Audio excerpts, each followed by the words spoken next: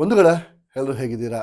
ಎಲ್ಲರಿಗೂ voice of Karunadu channel ಕಡೆಯಿಂದ ನಿಮ್ಮೆಲ್ಲರಿಗೂ ದೀಪಾವಳಿ ಹಬ್ಬದ ಹಾರ್ದಿಕ ಶುಭಾಶಯಗಳು.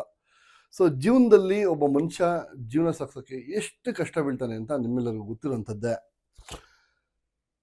ತನ್ನ ಕುಟುಂಬನ ಸಾಕೋಕ್ಕೋಸ್ಕರ, ತನ್ನ ಕುಟುಂಬದ ಆರ್ಥಿಕ ಸೇವೆಗಳನ್ನ ನೀಗ್ಸೋಕ್ಕೋಸ್ಕರ ಆ ಮನೆಯ ಮಾಲೀಕನಾದಂಥವನು ಸುಮಾರು ಆಯ್ಕೆಗಳನ್ನ ಹುಡ್ಕೊಳ್ತಾನೆ. ಉದಾಹರಣೆಗೆ ಸರ್ಕಾರಿ ಕೆಲಸ ಇರ್ಬೋದು, ಪ್ರೈವೇಟ್ ಕೆಲಸ ಇರ್ಬೋದು, ಕೂಲಿ ಕೆಲಸ ಇರ್ಬೋದು, ಜವಾನ, ಸಾಕಷ್ಟು ಕೆಲಸಗಳನ್ನ, ಸಾಕಷ್ಟು ಹುದ್ದೆಗಳನ್ನ ತನ್ನ ಕುಟುಂಬದ ಹೊಟ್ಟೆ ತುಂಬಿಸೋಕ್ಕೋಸ್ಕರ ಸಾವಿರಾರು ರೀತಿಯಲ್ಲಿ ಕಷ್ಟ ಬಿದ್ದು ಇವ್ರ ಕಾಲು ಕೈ ಹಿಡಿದು ಪ್ರೈವೇಟಲ್ಲಾಗಿರ್ಬೋದು, ಖಾಸಗಿ ಕಂಪ್ನಿಲಾಗಿರ್ಬೋದು ಅಥವಾ ಸರ್ಕಾರಿ ಕೆಲಸದಲ್ಲಾಗಿರ್ಬೋದು ಆತ ಕೆಲಸ ಮಾಡಿ ತನ್ನ ಫ್ಯಾಮಿಲಿನ ಭಾರವನ್ನು, ತನ್ನ ಫ್ಯಾಮಿಲಿನ ಜವಾಬ್ದಾರಿಯನ್ನು ತುಂಬ ಅಚ್ಚುಕಟ್ಟಾಗಿ ನೆರವೇರಿಸುವಂಥದ್ದು ಒಬ್ಬ ಮನೆಯ ಯಜಮಾನನ ಸಾಮಾನ್ಯ ಕರ್ತವ್ಯ ಅಥವಾ ಆದ್ಯ ಕರ್ತವ್ಯ ಖಂಡಿತವಾಗಲು.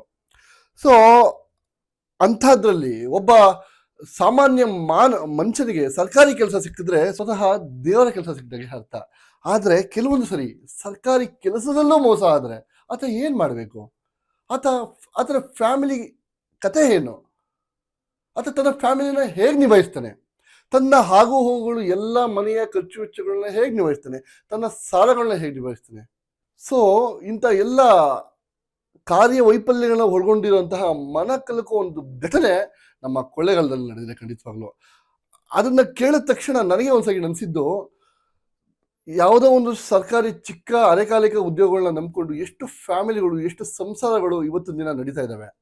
ಸರ್ಕಾರ ನಮ್ಮನ್ನ ಕೈ ಬಿಡಲ್ಲ, ಸರ್ಕಾರ ನನ್ನ ಫ್ಯಾಮಿಲಿನ ಸಾಕುತ್ತೆ ಅಂತ ಅತಿ ನಿಷ್ಠೆಯಿಂದ ಕೆಲಸ ಮಾಡೋರು ಕೂಡ ಕೆಲವೊಂದು ಕಡೆ ಸರ್ಕಾರದಿಂದ ಆತನ ಮನೆಗೆ ಹೋಗ್ಬೇಕಾದ್ರೆ ಹಣ ಬಂದ್ರು ಮೇಲಿನ ಅಧಿಕಾರಿಗಳು ತಿನ್ನೋದ್ರಿಂದ ಅಥವಾ ಮೇಲಿನ ಅಧಿಕಾರಿಗಳು ಆತನ ದುಡ್ಡನ್ನ ಹಿಡ್ಕೊಳ್ಳೋದ್ರಿಂದ, ಕೊಡದೇ ಇರೋದ್ರಿಂದ ಆತನ ಫ್ಯಾಮಿಲಿ ರೋಡ್ಗೆ ಬೀಳ್ಬೇಕಾ?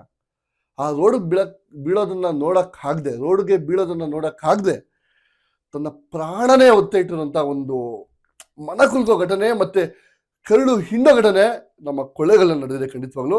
ಆ ವಿಷಯ ಕೇಳ್ತಿದ್ದಾಗ ನನಗೆ ಒಂದು ಸೆಕೆಂಡು ಯಾಕೆ ಹಿಂಗೆ ಆಗ್ತಿದೆ ನಮ್ಮ ಪ್ರಪಂಚ, ಅಥವಾ ಯಾಕೆ ಹಿಂಗೆ ಆಗ್ತಿದೆ ನಮ್ಮ ವ್ಯವಸ್ಥೆ, ಇದರ ಬಗ್ಗೆ ಧ್ವನಿ ಎತ್ತೋದು ಯಾರಿಲ್ವಾ? ಇನ್ನೊಂದು ಪ್ರಶ್ನೆ ನನ್ನಲ್ಲೂ ಕೂಡ ಮೂಡ್ತು. ಸೊ ಆ ಪ್ರಶ್ನೆಗೆ ಉತ್ತರಾಗಿ ನಾನು ನಿಮ್ಮ ಮುಂದೆ ಬಂದಿದ್ದೀನಿ.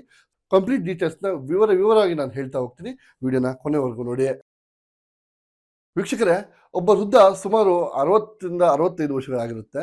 ಆತ ಕೊಳ್ಳೇಗಾಲದಲ್ಲಿರೋ ಹೊಂಗನೂರು ಗ್ರಾಮ ಪಂಚಾಯತಿಲಿ ಅರೆಕಾಲಿಕ ವಾಟರ್ ಮ್ಯಾನ್, ಅಂದ್ರೆ ನೀರು ಸರಬರಾಜು ಮಂಡಳಿ ನೀರು ಬಿಡುವಂತ ಒಂದು ಕೆಲಸ ಆತ ಆ ಪಂಚಾಯತಿ ಸರೌಂಡಿಂಗ್ ಅಲ್ಲಿ ಮಾಡ್ತಾ ಇರ್ತಾನೆ.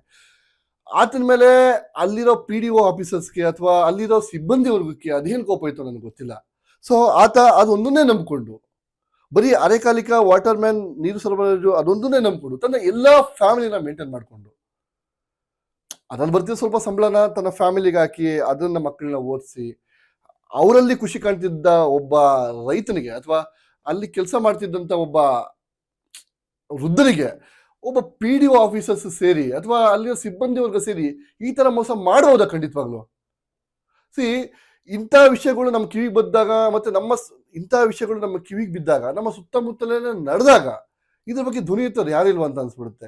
ಸೊ ನಾನು ಇವಾಗ ಮಾತಾಡ್ತಿರೋದು ನಿಮ್ಗೆಲ್ಲರೂ ಈ ಮುಂಚೆ ಗೊತ್ತಿರುತ್ತೆ, ಚಿಕ್ಕೂಸ್ ನಾಯಕ್ ಅನ್ನೋರ ಬಗ್ಗೆ. ಇವಾಗ ಏನು ಫೋಟೋ ಪ್ಲೇ ಆಗ್ತಿದೆ, ಸೊ ಈ ವ್ಯಕ್ತಿ ಚಿಕ್ಕೂಸ್ ನಾಯಕ್ ಅನ್ನೋರು ಸುಮಾರು ವರ್ಷಗಳಿಂದ ಕೊಳ್ಳೇಗಾಲ ಭಾಗದ ಹೊಂಗಸಂದ್ರ ಗ್ರಾಮ ಪಂಚಾಯತಿಲಿ ಅರೆಕಾಲಿಕ ವಾಟರ್ ಮ್ಯಾನ್ ಆಗಿ ಕೆಲಸ ಮಾಡ್ತಿದ್ದಾರೆ. ತನ್ನ ಎಲ್ಲ ಮನೆಗಳಿಗೆ ಆತನೇ ಒಬ್ಬ ಮೇನ್ ಮನುಷ್ಯ ಅಥವಾ ಮೇಟಿ ಆಗಿರ್ತಾನೆ. ತನ್ನ ಮನೆಗೆ ತನ್ನ ಮನೆ ಎಲ್ಲ ಖರ್ಚುಗಳನ್ನು ಆ ಸಂಬಳದಿಂದನೇ ಅವನು ಮೇಂಟೈನ್ ಮಾಡ್ಬೇಕಾಗ್ತಾ ಇರುತ್ತೆ.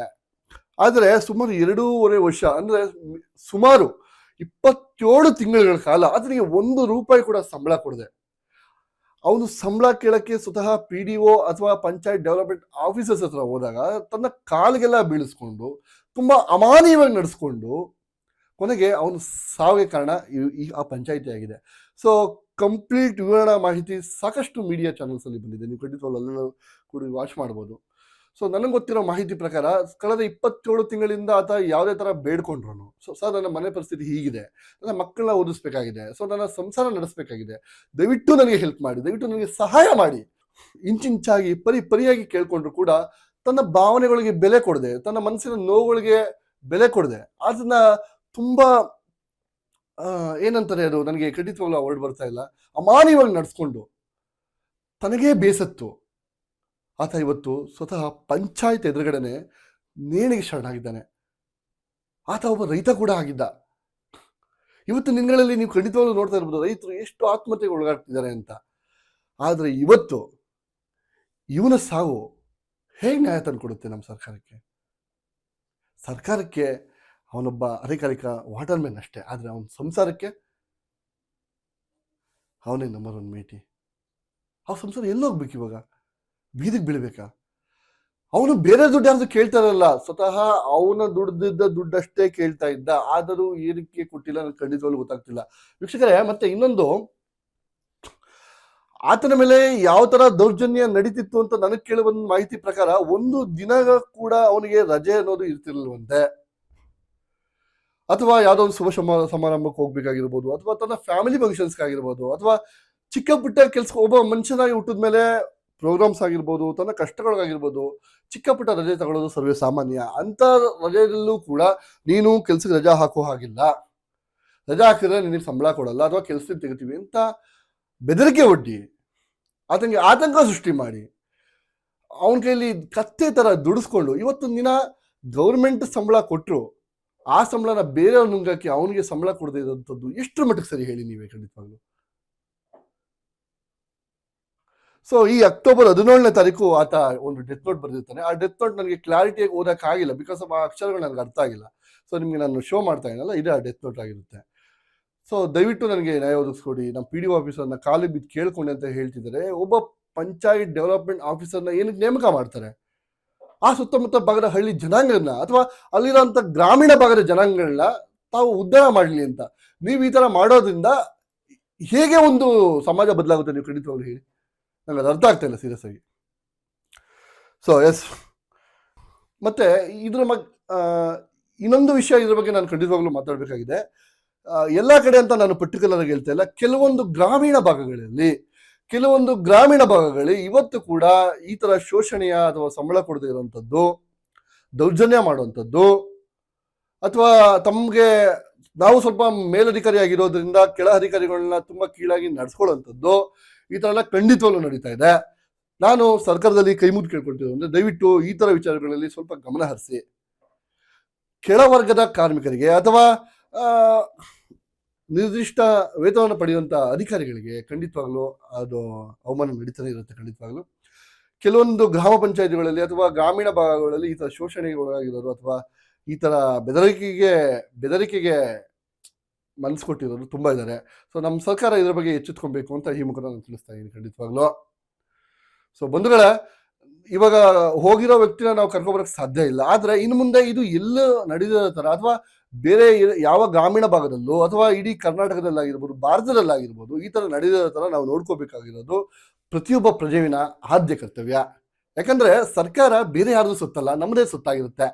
ನಮ್ಮ ಸೊತ್ತನ್ನ ಅಥವಾ ನಮ್ಮ ಸೊತ್ತಿಗೋಸ್ಕರ ಕೆಲಸ ಮಾಡಿರೋದನ್ನ ನಾವೇ ಕಾಪಾಡ್ಕೋಬೇಕು.